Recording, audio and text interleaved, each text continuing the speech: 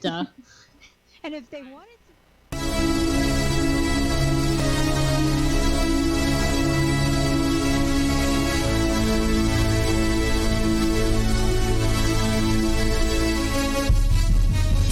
Live from the Colorado Media School campus in Lakewood, Colorado, the premier radio show on GoMileHigh.com. This is the Press Box.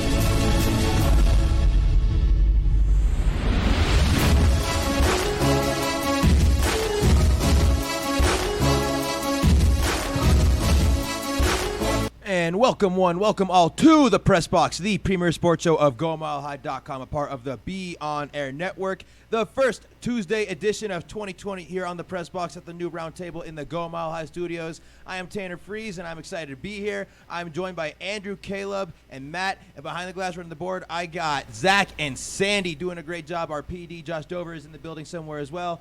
How we doing, everybody? It is 2020, and on this show, we got a lot to talk about, mostly football. But before all the football, staying local, we had a pretty eventful night in Nuggets basketball last night. Zach, go ahead and hit me with cut one, please. Harris guarded by Herter. Bounce pass to Nikola Jokic. He's at the dotted line on Vince Carter. Turnaround hook shot. Got it! Career high 46 for Joker. Credit to Altitude TV and Altitude Sports and TV for that sound. That was Nikola Jokic dropping a career-high 47 points in his game where the Denver Nuggets were able to defeat the Hawks, get them back for that matchup where Trae Young dropped 40 on us. 123-115 last night, the Nuggets win. What were our takes from that game, everybody? I was excited to see a Nikola Jokic that put up more than 10 shots in a game that they needed him to put up more than that. He made more than 10 shots. Yeah. I think he had like 25 or 26 at the end of the game there. I was really hoping that he would pull Jamal Murray and kind of chuck up a three at the end to try and get 50, but who knows? Maybe Trae Young would have grabbed the ball and chuck it up into the rafters again, kind of like Kyrie. But it was a great game overall. It was really refreshing, honestly. I don't know how else to put it. Just to finally see Jokic break through as the big superstar that we've thought he possibly could be this whole time, and still be able to be a contributor with assists. And Jamal Murray was also working pretty well in tandem, having 16 points on 6 of 13 shooting. One of those was a three-pointer. Really was a promising game from the Nuggets, but just adds to the season of inconsistency. You know what I mean? Like, we see this, right? And now next game against who do the Nuggets got next game? The Mavericks? Yep, the Mavericks. We're going to see Jokic tomorrow. Yeah, we're going to see Jokic probably drop, 8, 10? I hope not. With 5 shots. I hope I can come back and say that was an incorrect statement because. Oh no, I'm right there with you. But come on. Yeah, can yeah. You really stand on solid ground and argue me there with how the season's gone? No, I can't. It's definitely just hope that I'm sitting on there. But the difference I think this is at the beginning of the season there was a lot going on that we know was just not even basketball stuff, and I feel like he might have gotten over that now, and maybe it's into the second half of the season he can turn on the Jets and maybe go back-to-back, not 47 back-to-back, but not 8, the next one. I'd love it. He joins the company of Shaquille O'Neal and Moses Malone to be the only centers to drop 45-plus in a game and win said game, I believe was the specification on that stat. I'm sure. I thought it was correct. 0 turnovers. 0 turnovers. Thank you. That's what it was. Yeah. That is the specification. I knew there was a little caveat in there. So that is some pretty great company for Nikola Jokic. Andrew, Caleb. I would have a hot take about this game, but I have Comcast. Which is my hot take. Altitude Radio, bro, 92.5. I was also working. Kaz, man. He's the greatest. I love listening. I was at Altitude doing the Avalanche side of things, so. But I guess the only take that I could probably add to it is at least somebody won that night for a Denver sports team. Yeah, that's true. That was a sort of disappointing night, at least for the Avs. Yeah, but I got nothing more to say about that other than is that we got a quiet Caleb here. I gotta just say, just real quick on the tip of that, just tip the hat to Varley, man. He faced his former team and he shuts them out. That's no. Don't even. I gotta give it to him a little bit. This is the Varlamov that choked the Avalanche for many many years. Yeah, he had a lot of games where, Literally and it's figuratively. zero Don't goals give until Varlamov the third any quarter, credit. No, don't or give him. third quarter, third period, and then he, blows the lead and gives up 2 goals in the last Yeah, minute. I yeah. get it. I get your frustrations there, but you got to give credit where credit's due. when Quick he side does do note: it. this is the most emotion I've seen out of Caleb I was just ever. saying that. I was gonna try and let it run because I see Caleb getting over there, getting pretty emotional. He's shaking his head. I see something in his eyes. Am I coming across the table like a spider monkey? Actually, This is the Varlamov that gives up goals at the very last second. It's awful, and this is the guy that couldn't take the Avalanche back to the playoffs here. So this is I love this it. is a Varlamov I cannot agree with.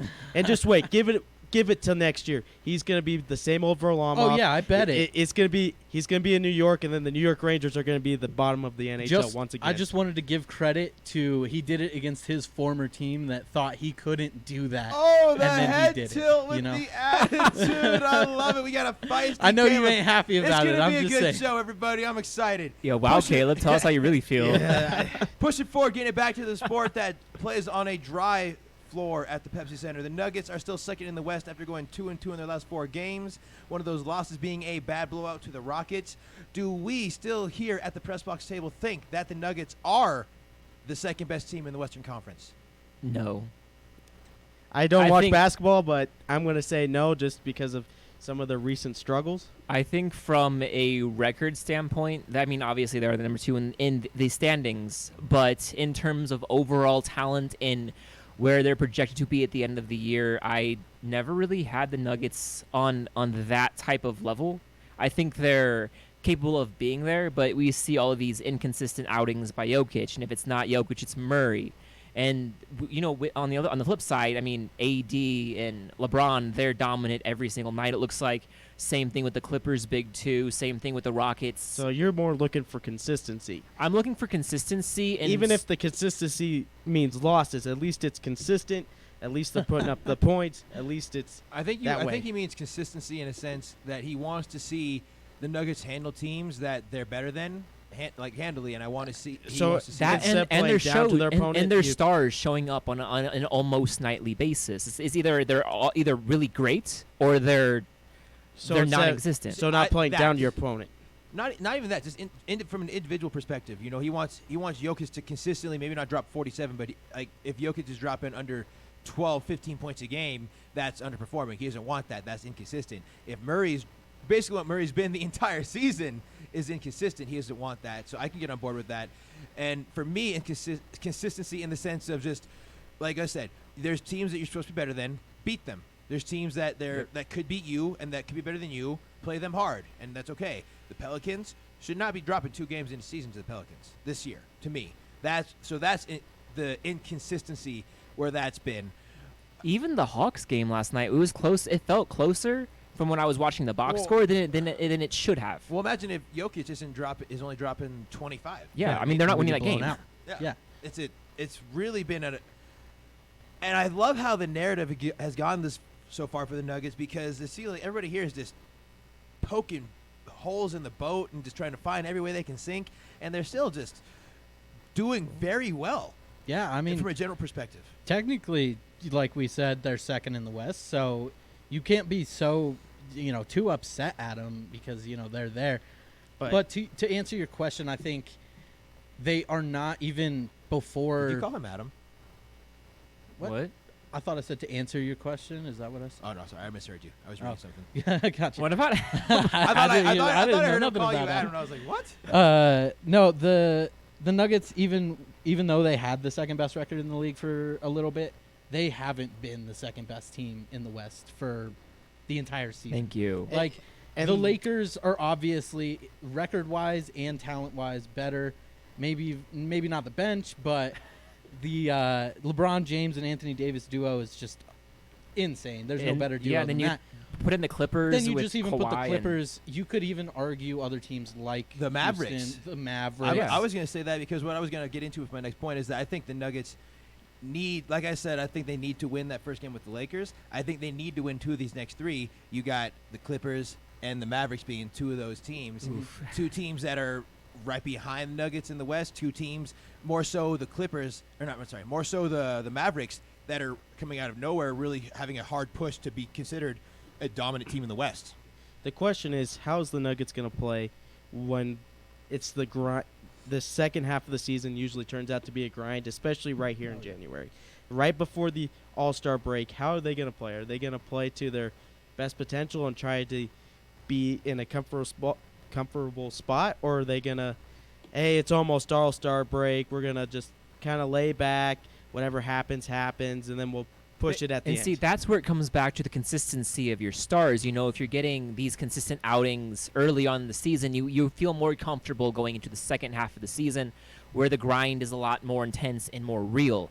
If you're getting on a night-to basis, you get Jokic putting off 45, and then you get him putting up 5 Yeah. in the And- next game, it's like you there's no ground, there's no basis to feel comfortable going into the rougher half of the season. Yeah, and honestly, that's why I'm so 50-50, and I keep going back and forth on whether or not they're legit title contenders, is because you drop these games against the Pelicans like that. Yeah. Well, that usually seems sometimes to make me think that, you know, they're just not taking it seriously at the beginning of the season. They'll get it picked up, and they'll start beating these teams. But then it also makes me think, well, if they didn't do that in the first half, what's making me think they'll do that in the second half of the season? So I'm really just I don't know how to feel about this Nuggets team. I know they have the potential to be a title contender like every single year, but it's whether or not they have the consistency. You want to know what the key is? You want to know what the key is?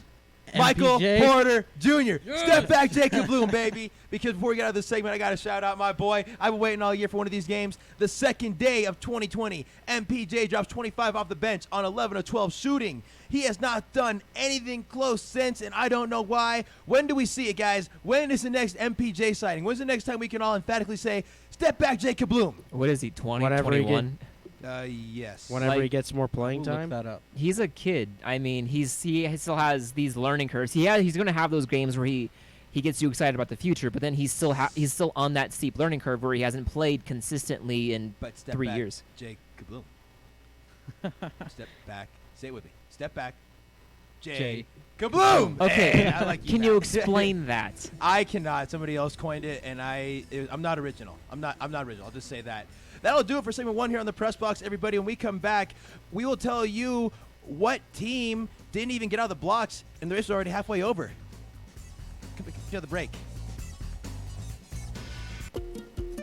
Every day, across this country, hundreds of college radio stations take to the air, broadcasting music and programming that you won't hear anywhere else. It's one of the last places where people can really be able to actually say what they want to say. Without it, you wouldn't have a place for local artists to perform.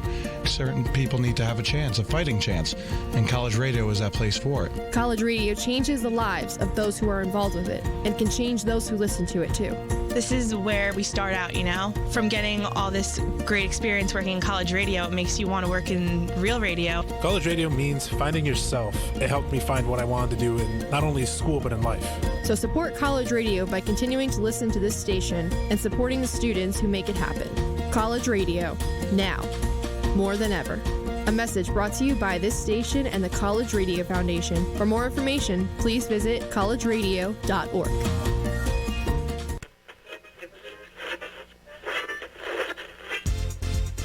Hey Colorado sports fans, you're listening to GoMileHigh.com, a student-operated station live from the Colorado Media School studios here in Belmar, giving you a different perspective on all things current.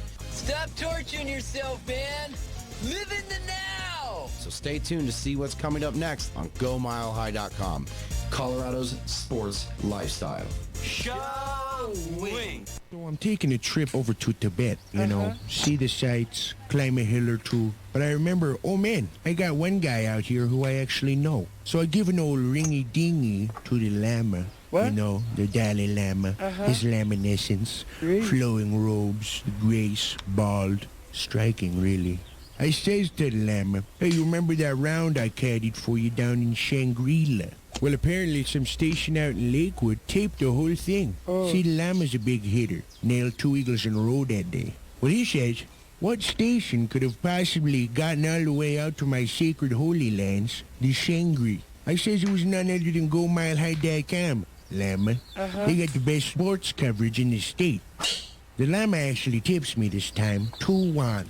So he pretty much stiffed me again. But I got him hooked on GoMileHigh.com, so I got that going for me, which is nice. That's great. GoMileHigh.com. Purdy, young Popsy, we must make it back to Camelot so I can listen to GoMileHigh.com. Oh, who goes there? It is I, King Arthur on his mighty steed. Let me in the castle at once. I must get to my quarters to listen in to the best in Colorado's sports lifestyle programming. But, sir, don't we live in medieval Wales? No, Popsy, you mustn't ask questions when I'm listening about my beloved Broncos. Ah, GoMileHigh.com.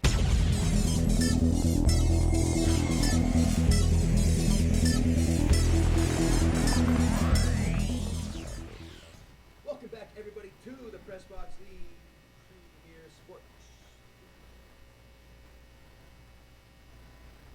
Run it, Zach. We good? Hey! And we are back. A little technical difficulty behind the glass, but we are good. Welcome back, everybody, to the Press Box, the premier sports show of GoMileHigh.com, a part of the Be On Air network. You are still listening to on Twitter at Tanner Freeze, at AJ Det, at Welcome Rug, and good luck spelling it, at Caleb. Say your last name. Shurick. I will let you decipher that. He should probably change it. That's cumbersome. It's a cumbersome name. Maybe Caleb Sure Thing. See? Sure thing. Hey, I'm just trying to be creative, man. I'm trying to help you out. You can always hit us up on the CMS listener line if you've got any questions, comments, or opinions on what we are talking about. 303-937-6548. You can always connect with us on GoMileHigh.com. Reach out, give us a like on Facebook by looking up Go Mile High, or follow us on Twitter at Go Mile High. Now we'll be talking about the NFL, guys. The news, some recap of the season. Really, we're going to focus a lot on the coachings right now, okay? As I teased before the break, I said there was a NFL team that didn't get off the blocks until the race was already halfway over. I was referring to the Dallas Cowboys, who sat on their hands, took too long to make a decision, or over-dramatized the decision of firing Jason Garrett. And while they were doing all that, they missed out on the hottest head coaching hire, Ron Rivera, nonetheless to a divisional opponent. Do you guys think, I guess we'll start off like this. That's my thoughts on this. Do you guys think Ron Rivera was or is the best head coach candidate hire on the market? Or was he? No. Who is better than Ron Rivera for the NFL coach market? Who was that guy that came out of Baylor? That would Matt be Rule? Matt Rule, who the Carolina, Yeah. his replacement, signed for a 7-year, $62 million guaranteed contract. This 7 years? Yeah, I know. Yeah. This is all guaranteed. Josh Dover, our 62. PD, was telling me that most head coaches' contracts only get 4 with a 5th-year option and are not making anywhere near that type of money because all coach contracts are guaranteed. Matt Rule from Baylor just missed out on the playoffs, but you have cashed out in the NFL. Good for you, man. Talk about no pressure. Well, you got John Gruden getting 10 for $100 million. Like, come Yeah. on. What's the pressure there? He didn't do anything. So Well, less but pressure but for at him. least John Gruden had a Super Bowl ring Yeah. and NFL John Gruden experience. had Yeah, NFL yeah, experience. This guy literally It's Chucky. is guys. coming It's from Chucky. Temple come on. to Baylor to straight a 7-year, Yeah, but this guy- $62 but Baylor million was 2 deal. losses away to Oklahoma from being in the playoffs. That deserves Well, what about- 7 years, $62 million I didn't say guaranteed. that. I'm just saying he I has some I credentials. understand he has some credentials. I'm just saying he I think doesn't it's his deserve the contract. It's Temple that makes him look good. 10 wins with So Temple. you're telling me, Yeah, so I you get think, it. Caleb, that you think that Matt Rule, and again, I'm not the one dying on this hill or proposing this point. Caleb said that Matt Rule is the better coach than Ron Rivera. I just made my case. I think Ron Rivera was the best coach. I think he's the Kyle Shanahan of this coaching class. Not in the sense that he's a young offensive renovator like McVay or him, but in the sense that he was just the best head coach candidate. He coached winning teams with strong personalities. That's what people underrate. He coached a team with Cam Newton to a Super Bowl and all those other teams that had those Only lot of one personalities. Super Bowl. Okay, but nonetheless, man, I think that he was, compared to what? Matt Rule, you got the Browns requesting to interview Jim Schwartz and Josh McDaniels. Like, Ron Rivera was here, and everybody else was way down here. And I mean, did Ron Rivera only go to one Super Bowl? yes, but he went to one Super Bowl, but he is a winning head coach. He's got a winning record, and he was consistently putting his team in position to win. And you just watch him in the locker room. He's not like a soft-spoken coach. He's like that old-school, hard-nosed coach you want to run through a damn wall for. But also, to kind of argue your point, Caleb, I mean, unless your name is Bill Belichick, most NFL managers also only get one Super Bowl because, the Patriots have been dominant. the Peyton Manning-led head coaches for all those years, Ben Roethlisberger. I mean, there's been one quarterback from the AFC not named one of those three to be in a Super Bowl. Which we will be talking about later. I'm not going to get there. I'm just saying we have so much non-parity in the NFL in terms of the big game appearances that if you get one within the past 15, 20 years, yeah, I mean, that's something because there's so much more dominance among the top three heavy teams for the past decade or two. Zach, you got something back there? Yeah, I think Ron Rivera is probably the best head coach candidate that was. I mean, they dealt with injuries, with the quarterback situation. Everyone wants to say Mike McCarthy because he had Aaron Rodgers, but if you look at a perspective, that Panthers team was pretty dominant. And I think Redson's got a really good coach, and they got a really good defensive coordinator in Jack Del Rio. So I think it's a steal that the Redskins. And he can handle personalities. That's the thing that people want to talk about. Like, imagine if Rivera had went to the Browns. He would. People wouldn't be saying, "Oh, that team's not good because Odell is there," or "Odell and Baker can't get along." They would be saying, "Wow, Rivera's going to turn that into a scary damn football team, and they're going to tear through the AFC North next year." That's what I think the narrative would be if that had happened. I want to just throw in one more coach in there, maybe. I know it's a less of a. I hope somebody's okay. Somebody's fall outside the studio. I think it would be more risky for sure, just because he doesn't have the experience and titles. Are you going to say Lincoln Riley? No. Okay, good. Only because I think he wouldn't leave his job. Okay. Urban Meyer. If somebody risked it, and dude, the payout for that, if he pays off, is huge. I see. Here's my theory. So that's why I feel like he's a top tier there. Before we move on, I want to just hit this last point. With college coaches coming to the NFL, man, I think that too much of their success is built upon their brand and how easy it is for them to get the top tier players to their school. It's much different in the NFL. You're not going house to house saying you got this many rings and you're this big a name in this big a state. Everybody's playing on level grounds. But at the same time, you do have way 1,000 times better players in the NFL than you do in college, but it's because harder to so get many them. more. If you're Urban Meyer at any Urban Meyer coaching in college, right? Oh, I'm Urban Meyer. Come play for me. Holy crap! You coach Tebow, you coach Braxton, you coach all these. Let me go there. Urban Meyer to a free agent in the NFL if he's in Miami, right? Oh, I'm Urban Meyer. Come to here. How much are you paying me? Who are you? What have you done in the NFL lately? Why do I want to play for you? It's different, you know. Sign Tim Tebow up. But then why does somebody like Matt Rule have any better potential at getting those free agents? That's a weird signing. You know what I mean? Yeah, I'm with you. Talking about weird signings, I want to pick your brains. How weird was the whole McCarthy staying at Jerry Jones's? See, no, this is actually a good transition because that's the next thing I wanted to get to. I wanted to talk about McCarthy and the Cowboys saying how stupid it was and how stupid he is and how stupid they are. Cowboys are stupid, everybody. This isn't news to anybody that watches this show. I'm not high on them. But it was a weird setup. I don't know why. Why not get an Airbnb or why not get a or why publicize the fact that McCarthy stayed there in the first place? For team bonding. I'm sure there was bonding happening. Camaraderie. Hey, easy there. Build that camaraderie up, man. You never know. You spend a late night having some brews talking about offensive systems and blocking schemes. You never know what can happen. Just saying. But the McCarthy hire. Beers were drank that day. more than likely. Or a couple too many bourbons. Jerry Jones, we know he likes that. I'm not a fan of the McCarthy hire because with Aaron, he was one of those head coaches who falls under the category of his superstar All-Pro Hall of Fame quarterback kind of did everything. That was why McCarthy got fired, because him and Rodgers kept butting heads, or because he couldn't control Rodgers. He couldn't get Rodgers to do what he wanted to in the system. He couldn't build a defense. He couldn't run the ball either. But there was a lot of reasons why McCarthy left the Green Bay. But I think he actually took the time to work on what his style of offense looks like and what the style of offense nowadays looks like. And I think he's actually started to merge them a little more, because I was listening to, and I'm going to definitely forget the guy that was hosting the show, but it was Fox Radio yesterday, and they were basically saying he's been working with former coaches. They didn't disclose any names, but former coaches about why is it what I did isn't working, and why is it that this, is working for Andy Reid or whatever, all that stuff. He's actually been working towards getting his play calling better. So You are a fan of the hire. You're not a fan. Sorry, I was trying to communicate with Zach. I'm not. We had a very. I'm not either way. I didn't love McCarthy in Green Bay, but I think that it's better than Jason Garrett. So they're at everything's least going, a step above they're Jason at least Garrett. going in a positive direction. Who is staying in division also?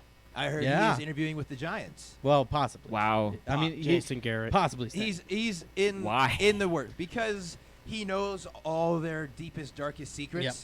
Like, that's really got to be the only thing, because he's an underqualified head coach. I don't think he's a good coach. He doesn't call a good offense. He's not. I good really don't think defense. he's a coach. I think he's a guy that was standing there on the sidelines, being fed information by Jerry Jones, and just didn't say no. The joke that was always at my house when I was watching football with my dad, brother, and some family friends was like, he always looks like he's looking for his daughter. Like, he's looking around the side like, where's my daughter? Okay, Liam Where's my Neeson. daughter? Where's my daughter? He looks confused at what I'm saying. Looks like he's looking for something. Doesn't look like he knows what's going on the football field. He's confused by his surroundings. He just doesn't have Liam Neeson's specific set of skills. No, he does not. Can we also just talk a little bit real quick about the absolute ego of Jerry Jones for announcing the Jason Garrett firing during the middle of the Eagles playoff game? Like, of any time. They're stupid. I was literally all weekend was like, why is Jerry Jones not firing him yet? Why is he not firing him yet? And then it came out during the middle of the game, and I was like, oh, that's why he's not firing him yet, because he was waiting until the Eagles played. Such an emphatic that he had to take his headphones off. Yes, because also I would have ripped them out of the cord there. I also just remember that the Giants have signed Joe Judge, the Patriots special teams and wide receiver coach, to be the head coach.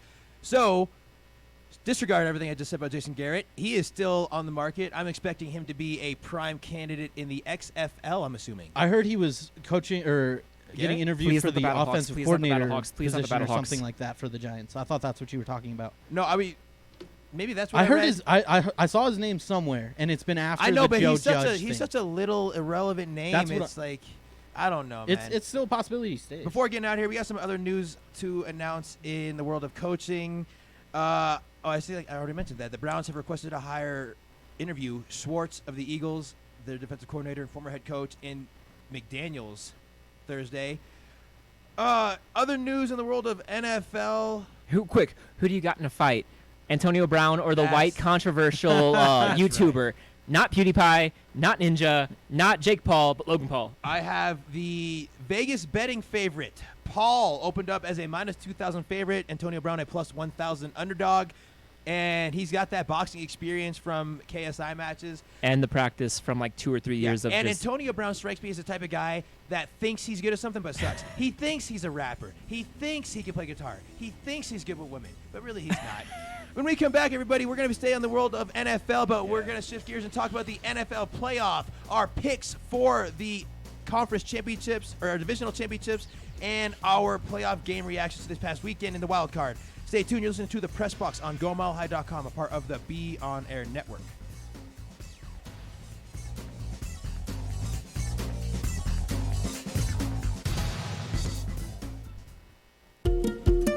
Every day, across this country, hundreds of college radio stations take to the air, broadcasting music and programming that you won't hear anywhere else. It's one of the last places where people can really be able to actually say what they want to say. Without it, you wouldn't have a place for local artists to perform. Certain people need to have a chance, a fighting chance, and college radio is that place for it. College radio changes the lives of those who are involved with it and can change those who listen to it too. This is where we start out, from getting all this great experience working in college radio. It makes you want to work in real radio. College radio means finding yourself. It helped me find what I wanted to do in not only school but in life. So support college radio by continuing to listen to this station and supporting the students who make it happen. College radio, now, more than ever. A message brought to you by this station and the College Radio Foundation. For more information, please visit collegeradio.org.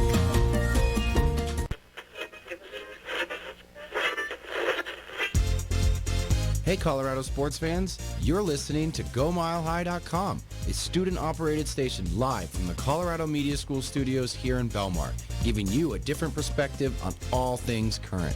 Stop torturing yourself, man. Live in the now. So stay tuned to see what's coming up next on GoMileHigh.com, Colorado's sports lifestyle. Showing. So I'm taking a trip over to Tibet, see the sights, climb a hill or two. But I remember, oh man, I got one guy out here who I actually know. So I give an old ringy-dingy to the Lama. What? The Dalai Lama, his laminescence, flowing robes, the grace, bald, striking really. I says to the Lama, hey, you remember that round I caddied for you down in Shangri-La?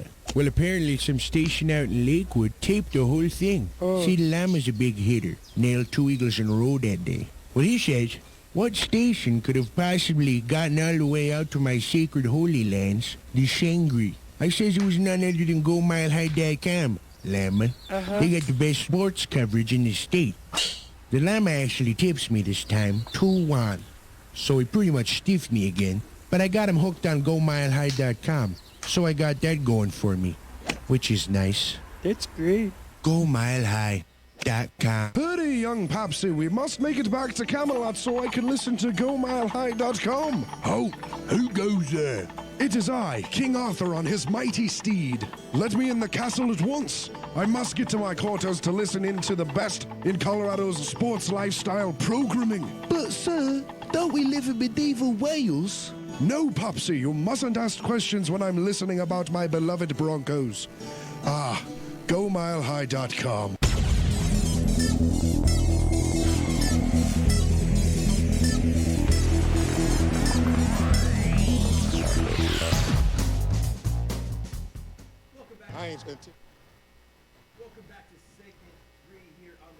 I don't think you're on. I hear you, so I think LeBron. Now I hear me. Welcome back to the Press Box, everybody.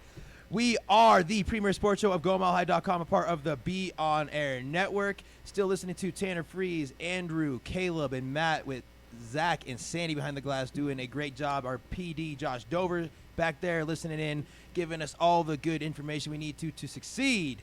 Before we dive into the NFL playoff picks and our game reactions, I wanted to do 2 things. Tua Tagovailoa has declared for the NFL draft. I forgot to mention that at the top of the show. He will probably be the 2nd highest rated quarterback on most teams' boards, so good for him. Doing so because I assume he wants a chance to make money, and if he goes back, he might not do so. And we are also going to we're going to devote allegiance. Now I got to look these We're teams up. devoting I thought we were allegiance just right moving now. on. No. Everybody take out your knife, cut your hand open, and grab the virtual hand of the XFL team you're choosing to ride with. Andrew, I know what you're choosing. You're a Battlehawks I mean fan. the St. Louis Battlehawks. I have tickets to the home opener. It's a great the name. first professional football game played in St. Louis since 2015. Let's go, Battlehawks! It is also my favorite mascot. It's by far and away the best mascot. Mascot? Or logo, sorry. I was about to say. Well, because you got the wings and you got the sword, the sword or the wings. It looks And then when together. you flip the logo upside down, you see STL. Oh, I didn't know that. Yep. That is cool. I like that. They might be my second favorite team. I am riding with the DC Defenders, a team that has the worst logo, but they're a team that has Tyree Jackson, Cardell Jones, and my homie, Max McCaffrey, older brother of Christian McCaffrey. Matt, come on, pick a team. Come on. Dude, he looks so lost. You strike me like a Roughnecks type of guy. You strike me as a Roughnecks type of guy. That's racist. What does that mean? Don't do the that. The team, the Roughneck.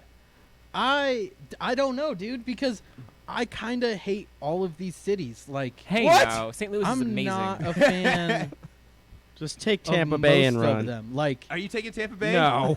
Why are you giving that advice? hold on, why does Tampa Bay even have a team? First off? Exactly. They can't keep an MLB team Because but they can keep a football team. They can. They can barely keep the Bucks. What are we talking about? They can That's an barely keep their NFL team. citizens. They might be more popular than the Bucks Okay. in Tampa Bay. Who knows? Anyways, moving on. I don't want New York. I don't want Dallas. Cut the hand. I don't want LA. Grab I don't it. want Seattle. Grab one. I don't want DC.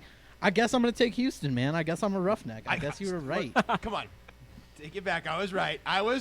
Caleb, who's your XFL team? I'm taking the New York Guardians. I like it. They have Tanner Gentry, I believe, from Grandview High School. So that's a good one, too. And that is our XFL teams. Now the NFL, the National Football League. We have predictions for the divisional playoff round. AFC first. 6-seed Titans go into Baltimore to take on the 1-seed Ravens. What do we like here? Let's go fast. Ravens. I guess I'm going to have to take the Ravens on that. I as well take the Ravens. I like the Titans story, but I don't think they have the defense to keep up with that 3-headed monster with Lamar and Mark Ingram and whoever else they want to have running the ball back there. I will say quick, it terrifies me if I'm the Ravens, though, that you got Derrick Henry in the backfield. Oh, yeah. After he just ran for 187 against the Pats. And It's gonna be he had like 211 the game before that. It's like, over under 300 total yards rushing in that game for both teams. Over. I'll take over. it. Over? Yeah. I'll take over. I like it. The number 2 Kansas City Chiefs take Watch it be like on 150 now total. Right. The Kansas City Chiefs take on, while hosting the number 4 Texans, who just had a comeback against the Bills. We'll talk about in a moment. Do we like the firepower of the Chiefs? Do we like the resilience of the Texans? I'm going to take the Chiefs. There we go.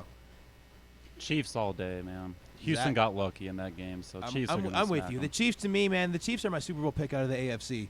Honestly, the thing about if the Texans were a more consistent football team, they'd actually put some fear into me that they could win this game. But with the Texans, you see a team who beat the Patriots in the regular season, and then 1 week later lost to the Broncos. No offense to the Broncos, but I mean, They are Yeah, not in the none same taken. league as the Patriots. exactly. They're such a hit or miss team. Like, it's hard to pick them for any game. Yeah. You want to know a fun fact? The Broncos beat the 2 AFC wildcard winners in the regular season by a combined score of like 45-15 or something crazy like that. the Titans and the Texans. Yeah. Oh, yeah, because they 16-0 right? the Titans. Yeah. Yeah. I'm So going to take the Broncos. That goes to show you how inconsistent it was this year in the NFL. Yeah. I'll take, I'm going to be the underdog. I'm going to take the Houston Texans just because I think Houston has a better defense than the Chiefs. And we That's have not saying J.J. much. Watt back in the lineup, and he's got that game back under him. They do. And I think the defense overpowers the Chiefs, but I wouldn't be also surprised if the Chiefs went out there and Yeah. just blew away the Texans. To me, it falls on Deshaun Watson. The man can still not figure out where the pressure's coming from. He still cannot assign pass protection. He's been in the league for 2-3 years now. Got to figure that out. Yeah. Plus, And I'm that taking is- Patrick Mahomes and his weapons every day. I agree. Yeah. But if that pressure never gets to him and he has all day to throw, Deshaun Watson's going to find somebody, especially on the sorry secondary of the Kansas City Chiefs. And if the pressure there's doesn't get to one Drew spot Lock, the he's going to Chiefs- look like Peyton Manning. If there's one spot the Chiefs defensively are good at, it's pressure. I'll give you Okay. that. And that's fair. But That's fair. they got to get there. Yeah. That's what The they one gotta do. thing I have in question, though, is can the Texans defense hang on with Tyreek Hill? No, Or they're gonna have to play him or off. that they look at Mecole the other. Hardman. Yeah, they got that other. If you're not giving it to Tyreek Hill, you're giving it to the other fast Well, guy you on that got offense. Tyreek Hill, you got Mecole Hardman, you got Yeah. Demarcus Robinson, Travis Kelce still a weapon out of the backfield. You got the Williams boys. Like Mahomes has a weapon. Where's Sammy Watkins?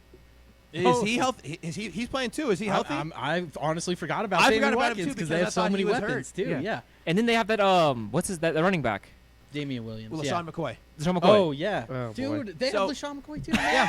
Holy cow! Right? Let's push it forward, guys. NFC, we got the 6th seed Vikings taking on the. Oh, fun to know about the AFC. Also, this was the first weekend where 2 playoff games in the wild card round happened in the NFL, and I don't know how many years. I probably should have had that coming into it, but that's a fun fact. NFC, the 6th Wait, seed Vikings. come again? This Repeat is the yourself. first time that the 2 wild card game and 2 games in the wild card weekend have featured a overtime game. Okay. Oh, okay. Did I botch it that bad? Yeah, I was I like, did. wait, what? I just heard there was 2 games in the wild card weekend, and I was like, "Isn't That's there what I heard. I'm normally like, wait 2 a minute. games in the wild card weekend?" Maybe I Okay. spoke too fast and I, I missed think some words we there, just which missed I've been known to overtime. do. Is all we missed. Apologies to the listeners. I talk fast sometimes. You get used to it. Vikings or 49ers, 6 versus 1 again. I'll take 49ers. Niners. Yeah. No. Are you going to be the contrarian again? It's okay. You can. I know you Yeah. like hockey, and that's a big thing in Minnesota. That could be your correlation. Yeah. Oh boy, now you're throwing in the Minnesota Wild, who I hate I'm now. just getting you in can't there. do that. Okay, all right. I'll take the 49ers. Yeah, I think it'll be a blowout. I don't think that the Vikings can keep up. Kirk Cousins, I know the narrative is crushed with him. At least I think it is. With him not be, but Hey, I don't think that he the is Niners- 1-0 in this decade. All right, you keep some respect So on that name. Hey, okay? a One blind seed squirrel Niners. finds a nut every once in a while. And that was a good pass, though, to Adam Thielen. Like, you cannot lie. That was perfect lead, right in the dime. bucket, Dime. good stride, big-time I moment. even That was the exciting. Rudolph one too, man. Yeah. Ooh, I like I that. just want to point out that the Saints defense looked awful out there. It was Well, it wasn't just the defense, man. The offense didn't look the that great units either. as a whole were not there. Where was Michael Thomas in that game? He was, We'll get he into did that. pretty- We'll get he into did that. okay. He did okay. 7 for 70. I'm though. very mad because I was rooting for the Saints on this. Packers, Oh yeah, me too. 2 seed versus a 5 seed Seahawks.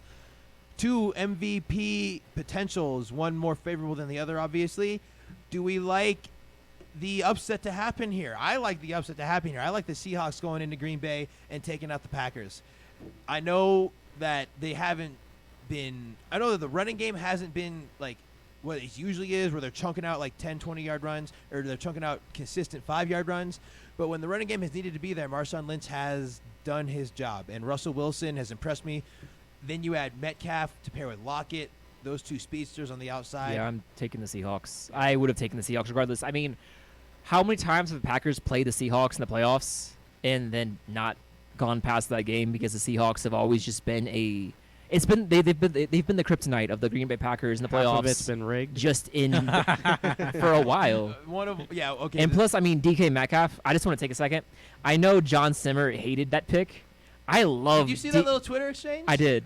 He's top 10 talent. Dude, he's a top 10 talent. DK Metcalf has been unstoppable for the most part. Like, how do you say someone who's 6'4.5" or 6'4", runs a 4.33, can jump over everybody, 220, strong as hell, isn't a top tier wide receiver? Like, come on, Johnny. Come on. Like he's the next coming of freaking Megatron. Or Julio. He's a Julio Megatron type. Yeah, seriously. As Teach the of man how right to run a now, route. though, he does drop like every other pass to him. Like he does need to work on his hands. He has things to work on. Like, but you are correct. If you looked at the wide receivers you tweeted out, that was like I was four of listening- them. I was like, who? Yeah. What?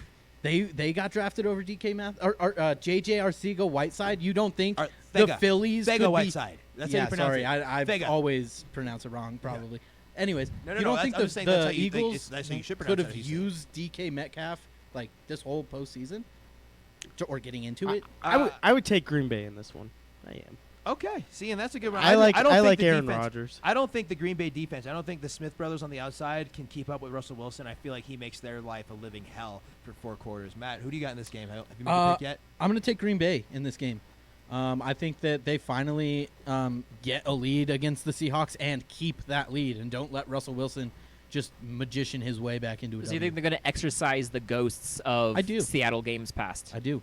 All right, so to recap the games from the past, this wild card weekend, before going to the next segment, we have the Bills blew the 16-point lead to the Texans. Like we had talked about, Deshaun Watson had some motivational words there for his team before that. Man, just never quitting, honestly. I knew it was blitz zero. I checked the play. Kevin Johnson was here last year, so he knew the signal. Seen a bell, and I just told myself to stay up. I mean, it's do or die right now. And all the work I've been putting in the offseason, I just had to make a play. And I told the guys before the game, I said, I put a card in there in the locker. I said, let's be great today. So somebody had to be great. Why not me? Credits to CBS for that sound. That was Deshaun Watson post-game, how he incited his teammates to play a little harder there. The Patriots, on the other side of the AFC, were able to lose in the wild card round. I love that. To the Tennessee Titans. No sound for that. The Eagles had a really tough break happen as they lost to the Seahawks. Carson Wentz took a late hit from Clowney that I thought was dirty, and I've got some strong opinions about. Maybe we lead off the next segment talking about it. Here was Josina Anderson with Jadeveon Clowney postgame. This is credits to ESPN. I ain't intentionally trying to hurt nobody. I just play this game with a lot of enthusiasm and effort. That just was a bang play. I hope he's okay. Everything be okay with him. When did you become aware that he was hurt? Next series, when I ain't see him out there, I was like, what happened to him? Somebody was talking about that hit. Might have put him out, and I was like, I hope he's all right. Credits to ESPN for that sound. Like I said, we will probably lead off the next segment talking about that a little bit, whether we thought that was a clean hit, whether we think should come from that hit. And in the last game in the NFC wildcard round, the Vikings are able to go into the Dome and hand the Saints their third consecutive playoff loss, which saw them losing on the last play of the game. What a tough time to be a Saints fan. When we come back, everybody, like I said, we'll talk about Jadeveon Clowney and what we think happened with that. And we will also be talking about who can be the next Patriots/Tom Brady/Belichick in the AFC. You're listening to The Press Box on GoMileHigh.com, a part of the Be On Air Network.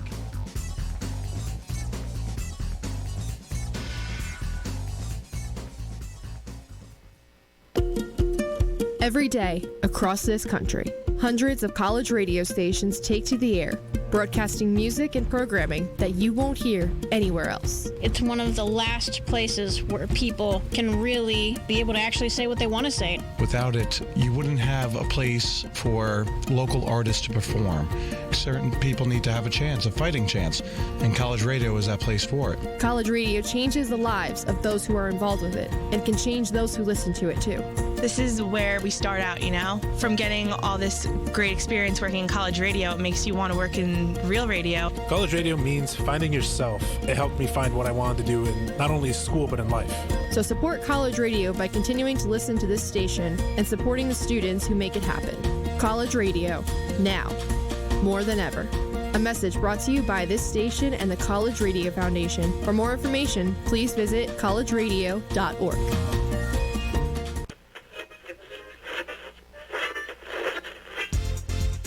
Hey Colorado sports fans, you're listening to GoMileHigh.com, a student-operated station live from the Colorado Media School studios here in Belmar, giving you a different perspective on all things current. Stop torturing yourself, man. Live in the now. So stay tuned to see what's coming up next on GoMileHigh.com, Colorado's sports lifestyle. Showing. So I'm taking a trip over to Tibet, see the sights, climb a hill or two. But I remember, oh man, I got one guy out here who I actually know. So I give an old ringy-dingy to the Lama. What? The Dalai Lama, his laminescence, flowing robes, the grace, bald, striking really. I says to the Lama, hey, you remember that round I caddied for you down in Shangri-La? Well, apparently some station out in Lakewood taped the whole thing. See, the Lama's a big hitter. Nailed 2 eagles in a row that day. Well, he says, what station could have possibly gotten all the way out to my sacred holy lands, the Shangri? I says it was none other than GoMileHigh.com, Lama. They got the best sports coverage in the state. The Lama actually tips me this time, 2-1. So he pretty much stiffed me again, but I got him hooked on GoMileHigh.com. So I got that going for me, which is nice. That's great. GoMileHigh.com. Pretty young Papsy, we must make it back to Camelot so I can listen to GoMileHigh.com. Oh, who goes there? It is I, King Arthur on his mighty steed. Let me in the castle at once. I must get to my quarters to listen in to the best in Colorado's sports lifestyle programming. But, sir, don't we live in medieval Wales? No, Popsy. You mustn't ask questions when I'm listening about my beloved Broncos. GoMileHigh.com.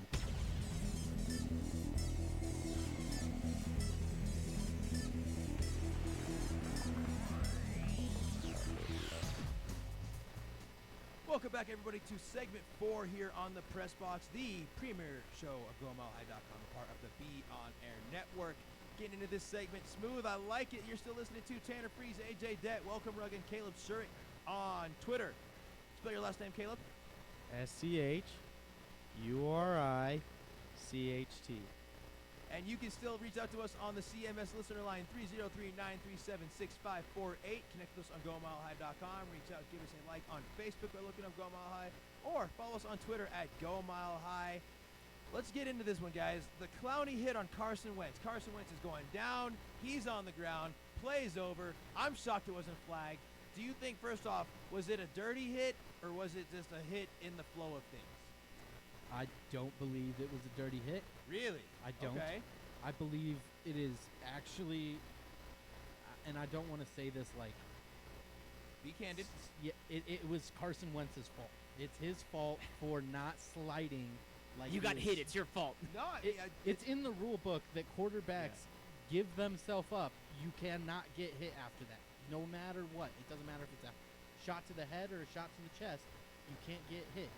He dives forward, helmet forward, and gets hit in the back of the helmet on a play where he's trying to get him down on the ground. Like Clowney, I don't think was going straight for the head. I think it was just a bang-bang play. In replay, you can make anything look like a dirty hit. I think, then again... I'm looking at it now, and it looks like Wentz is falling down. I don't know. I don't know. There's somebody at his ankle. Yeah. It looks like somebody's... Clowney wasn't the original tackler, and that's why I think that Clowney isn't in the wrong here. Because if he's the original tackler and he gets up and then like form through the helmet or something, then maybe it's a dirty hit. But I think he's just trying to finish up a play that a tackle was missed on, and Carson Wentz has to get down. For a player that has gotten injured for not getting down, to never learn and only play like 8 games in the regular season, like you can't do this stuff. You have to get down. Okay. I'm gonna say this. It looked like London Wentz was falling down, Oh and my then God. Clowney was trying to readjust the tackle, but because it was they were falling at such awkward-looking angles, it looks dirty. But I don't think there was any intention behind it. Okay. So It these are doesn't look good dirty at points, and all. I'll acknowledge this. Maybe it's not a dirty hit, and maybe Clowney did not have the intention to hurt Carson Wentz. But I'll get. I see, Zach. 1 second. Let me get my point here. But by what we've seen in the NFL this season and last season, with the finishing with your weight on the quarterback rule, with the late hit rule. I know he didn't give himself up, but he's still a quarterback on the ground, and it was a hit to a quarterback on the ground to the head, and you could have made the case he was targeting to the head as well, because there wasn't a strong effort for Clowney to move his head off the line, right? Zach, go. What's your here? All I'm saying is, if it was Breeze, Brady, or even Russell Wilson, that would have been a penalty, and he's possibly- suspended. I don't think that's true. I don't think that's true. I'm and right it's there with only that. I because- couldn't agree more with that. Only because I think This is good radio. is a runner, and the referee thinks that as soon as he passes the line of scrimmage. Like, he doesn't think of him as a quarterback anymore. If this happens behind the line of scrimmage and he's running for his life, there's probably a flag. But the fact that he's beyond the line of scrimmage and he's a runner, I think that changed I've it. seen worse. I really do. I've seen more egregious calls that should have been no calls on quarterbacks this Oh, year. absolutely, too. For when they were hit on the ground, when it wasn't really a hit on the ground. This was a blatant, like, oh man, he spiked him with his face back in the back of his head. But also, I'm going to say this: if this was Donkey Kong Sue making the hits, Yes. that's. I mean, then I'm going to guess it's a penalty because he has a dirty past. Clowney, not so much. Yeah, but you still can't go into like his past, and all that. You just got to You go can't, off what. but you, I mean, you can't, but it happens. See, I don't even think you've that's told true either. what you've told the NFL fans the entire year, for what you showed everyone how the NFLs have interpreted their penalties, is that what we saw last night, a quarterback on his way to not even on the ground yet, and this is all season, on his way to the ground, a quarterback, late hit, strike 2, to the head on the ground, late, strike 3, like. This is where we guys. need to fix the rule here, This to because me is like, yes. this is where we need to fix the rule. That's what it is. Because I agree with Zach over here. If that would have been any other quarterback, yes, the flag would have been thrown immediately. But looking at the play, it looks like he is still in the running motion, and he is stumbling, going to the ground, and Clowney is making a NFL play, an NFL tackle, and it just happens that he goes after the head. But here's the problem with that. Go for it. Here's the problem with that is once you start saying that people stumbling and going to the ground, you can't hit them anymore. Then what if the guy catches his feet and gets back up? He's taken off for another 50 yards because just we you see didn't hit him. we see this all the time with wide receivers. Guys, wide he was already receivers on the ground when he got hit. Come on, He was you on say his way to the ground. He was making I'm contact holding up with the ground. I'm holding up a very when minimal. distance Clowney between is my two still fingers making. to Clowney represent how is close he making. was to the ground. He's He's still Clowney- it he's still still in was the not pro- a late plus the hit. phone. I'm watching it still right was now. not a late hit, Okay. and it still was Carson Wentz not giving himself up and being a runner. These are legal things for a runner to get hit like that. And then if we want to make comparisons here, we see this with wide receivers all the time. Okay. Like they get This is the why we target need this to the TV head. to show what we want Yeah, to seriously. show. All right, so that was a good conversation. Let's wrap it up. Zach, I guess me and you're the only one that agrees here, and I have to think that you only agree because you and Carson Wentz are both kind of gingers, and you ride together and die together. No comment on that. Really. But regardless, you're on my team, and I like it's it. not even the ginger thing; it's the whole facial construct. As They do well. look alike. Like, If they do anybody's look curious, similar. you should. What's your Twitter? You don't got any pictures of you on your Twitter. Orange Mamba 22. When he posts a picture, see Post how a There's selfie no tonight. pictures there, You got to bud. post a selfie tonight. That's your All that's right. your homework. We'll You, close you between you and Carson Wentz and Prince Harry. I think. I'm in an elite status right now. Yeah, you are. That's great Appreciate company that. right there, Zach. You should put that on your Tinder profile. I look like Carson Wentz and Prince Harry. All right, we're gonna Nothing close gets the the show. ladies by comparing those two Back things. to sports. Back to sports. We're gonna close the show. Football in particular. Matt's New- over here dying. New decade. Who dis? Like new phone. Who dis? The New England Patriots going. No, listen to the sound. This segment's going to be talking about what teams we think will take over for the Patriots and the Saints, respectively, more so the Patriots and the AFC, because Breeze and Brady, 40 years old, expecting them to kind of be on their way out. So let's go ahead and do Drew Brees first. Run 2, please. I'm not making any comments on that other than, I've told you guys this for the last, couple of years. I've always just taken it 1 year at a time and kind of reevaluate each offseason and then find the things I want to get better at and move on. So I love that Drew Brees answer. No credit on that sound. That was Drew Brees answering that question of what's in it for next year, and he's going to take it 1 year at a time. Now, the bulk of our conversation, let's go ahead and play the Tom Brady clip. This is going to be a response to a question where the reporter is asking the question. I believe the question is also in the sound. Is there any possibility that you would retire after this last season? I would say it's pretty unlikely, but hopefully unlikely.